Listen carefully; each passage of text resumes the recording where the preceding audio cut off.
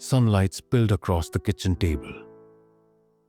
Eleanor Hayes sat with her coffee and a short list on a scrap of paper. Milk, toothpaste, bank. She lingered on the word bank, its letters seeming to carry a weight of their own. A quiet unease settled in her chest. The kind that whispers trouble but holds out hope it might pass. Her son Daniel arrived early, his smile too quick. "Ready, Mom?" "It's just a quick errand," he said, his voice gentle but thin. His eyes darted across the room. Over the counter, the keys, the stack of mail. His wife, Sarah, trailed behind, clutching a folder tightly against her hip. "We'll sort everything out," Sarah said. "One signature, and it's done. Less worry for you." Eleanor folded her list carefully and rose. "Let me grab my coat," she said. In her bedroom, she opened a small cedar box.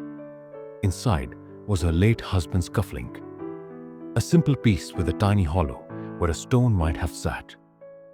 A thin wire was tucked beneath it. A hidden recorder. She'd bought it after sleepless nights and a discreet meeting with a bank manager who listened without judgment. With steady hands, she pinned the cufflink to her scarf. She checked her purse, wallet, ID. A plain envelope with 3 words scrawled on a card inside. Taking a deep breath, she returned to the living room. Daniel snatched the house keys before she could. "I'll drive," he said, holding the door open, but standing too close. Sarah's smile was tight. "We'll be back by noon," she said. In the car, the air was thick with a synthetic pine scent, masking the faint whiff of old takeout. Daniel turned the radio low and chatted about the forecast, a deal at the hardware store, how banks complicate things for older folks. "We're just looking out for you, Mom," he said. "You always said family comes first." Eleanor gazed out the window, watching trees sway in the breeze. She remembered Daniel as a boy, racing across the street with a kite, his laughter ringing out. The memory stung. She stayed silent, saving her strength. At a stoplight, Sarah opened the folder and tilted it toward Eleanor. Pages dense with text spilled out. "These are the forms," Sarah said. "They streamline everything. Just initial here." She tapped a spot. "It lets us handle things if the bank needs to reach someone."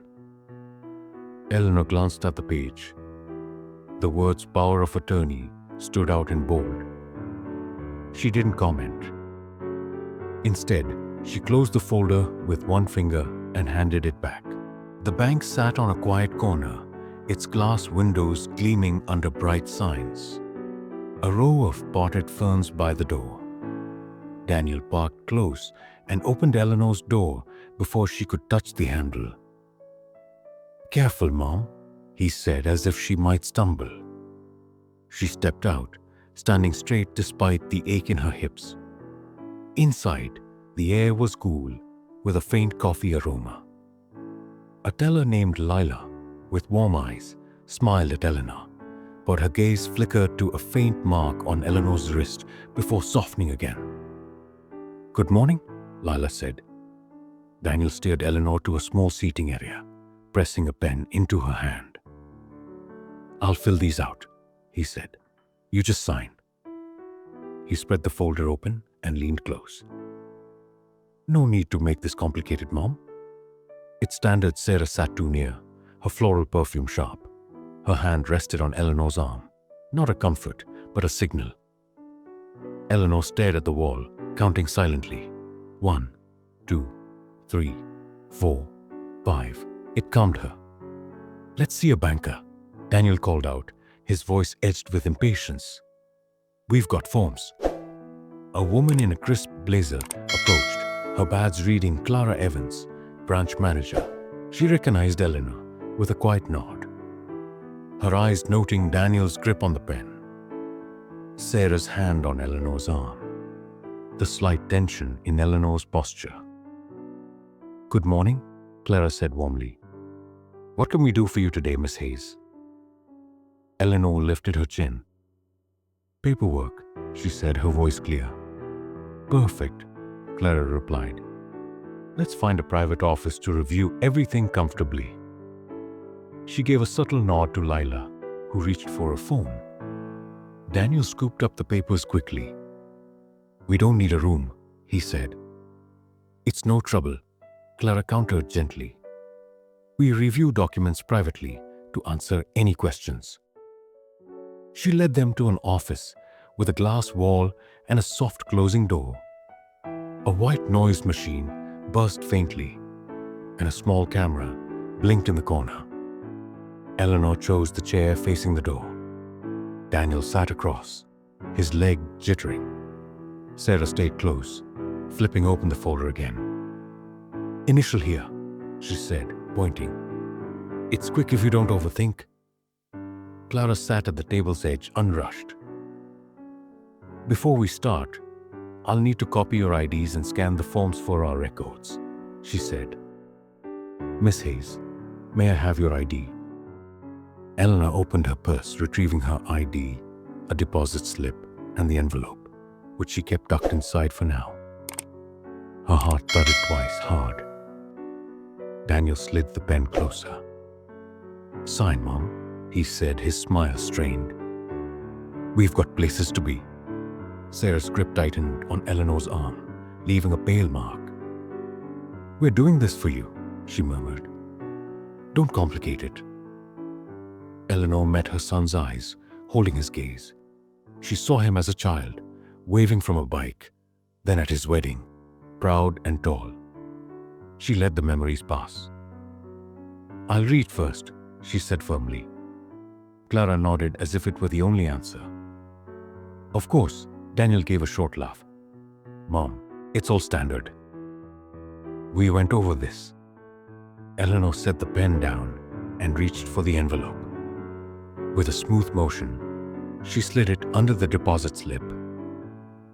"Here are my documents," she said to Clara, her eyes locking with the manager's for a brief, meaningful moment. Clara took the stack without breaking her calm. "I'll make copies," she said, stepping to the copier in the hall. Under the lid, she opened the envelope. A small card read, "Help, being coerced." Her breath caught, but her face stayed steady. She copied the documents, slipping one copy into her pocket, and returned to the office, stopping briefly at Layla's counter. "Water for the office, please," she said. Layla understood, grabbing cups and tapping an alert key that signaled the guard. Clara returned, setting a cup before Eleanor. "Thank you for waiting," she said to Daniel and Sarah. "I've got a few questions." She turned up the white noise and placed a recorder on the table. "We record for accuracy." "Do I have your consent?" Sarah's lips twitched. "Is that necessary?" "It's standard," Clara said, pressing the record button. Daniel tapped the folder. "We just need to consolidate her accounts and make me the contact." Clara nodded. "I'll ask Miss Hayes directly. What do these forms do?" Eleanor's voice was steady. "They give Daniel control over my money and my home." Daniel shifted. "That's not... Mom, you're making it sound wrong." Clara raised a hand. "I'll come to you next." "Who prepared these forms?" Sarah answered quickly. "A mobile notary." "All standard," Clara noted the smudged seal in uneven font. "Do you have an attorney, Miss Hayes?" "No," Eleanor said. Daniel grinned. "She doesn't need one." "It's routine." Clara stepped to the glass wall, glancing at Lila, who nodded.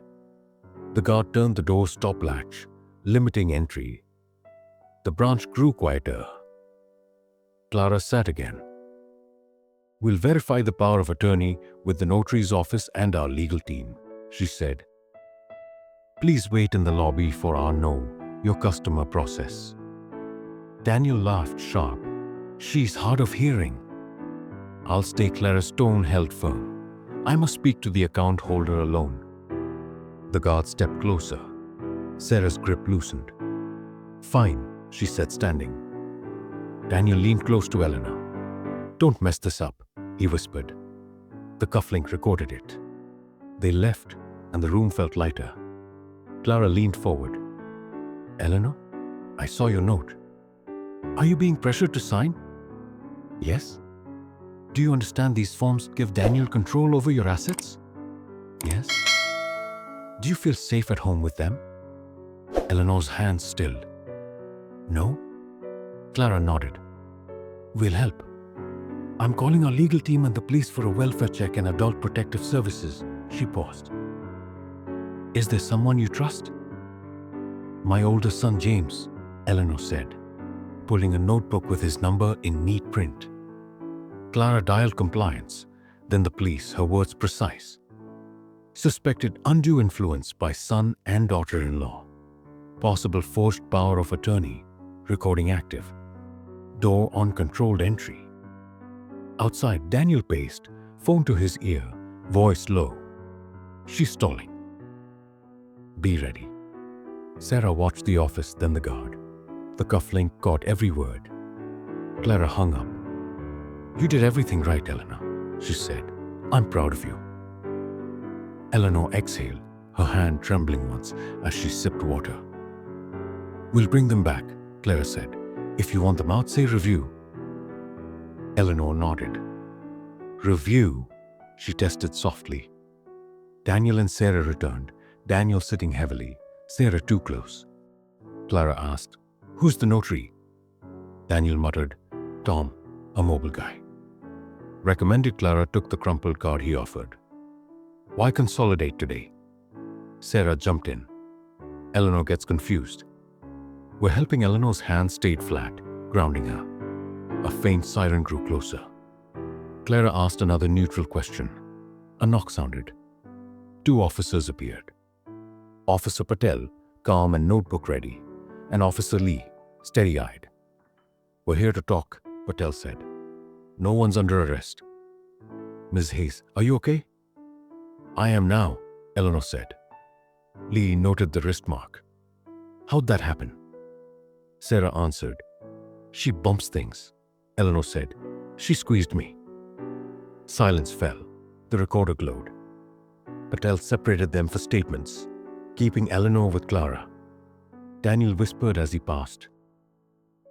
We're family, Mom. The cufflink caught it. Alone with Patel and Clara, Eleanor answered. She didn't want to be here. Daniel and Sarah pressured her. They took her mail, threatened a care home. Patel photographed her wrist, noted the recorder, and confirmed the note. Clara added, The notary stamp's fake. We have video and audio. Patel nodded. Preserve it. A call came. Legal confirmed the stamp was invalid, matching a prior attempt. James arrived, breathless, in a worn jacket. Mom, the bank called. Eleanor stood, her voice breaking. James. He held her hands gently.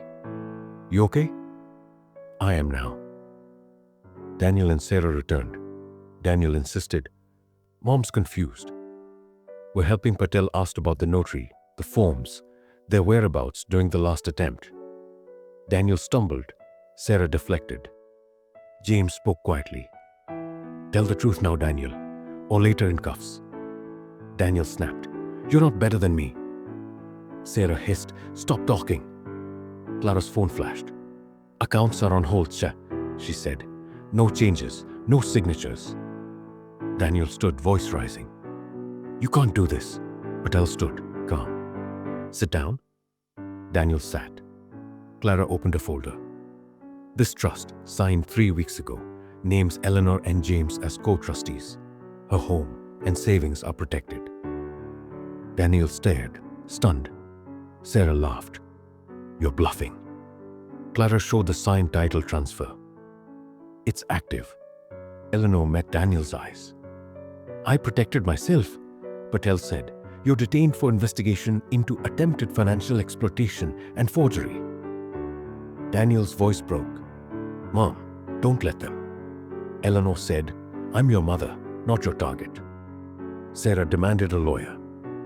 At the station, Patel replied. They were led out, the door clicking shut. Clara turned off the recorder. Eleanor's tears came quietly. James held her hand. Clara set out tissues. We'll file reports, preserve evidence, and flag your accounts, she said.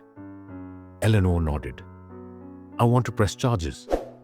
Lila brought water, smiling softly. Patel returned. They're at the station. We'll follow up. Safe place to go? Home, James said. I'll change the locks. At the house, James installed new locks and a porch camera. Eleanor wrote a letter. Daniel, I love you. Get help. You can't come here or touch my money. If you change, we'll talk. If you try again, I'll call the police. Mom, evening light stretched across the kitchen. The house was hers, safe. Eleanor looked at her garden, leaves swaying. The word routine had been a lie. Today was a choice. She turned off the light, the house quiet, but hers alone. Thank you so much for watching this story till the end. I hope you enjoyed it and maybe even learned something from it. If you'd like to hear more stories like this, full of life lessons, drama, and emotions, make sure to hit that subscribe button and turn on the notification bell so you'll never miss an update. Your support means the world, and it helps me keep bringing you more inspiring and unforgettable stories. Stay tuned because more amazing stories are on the way.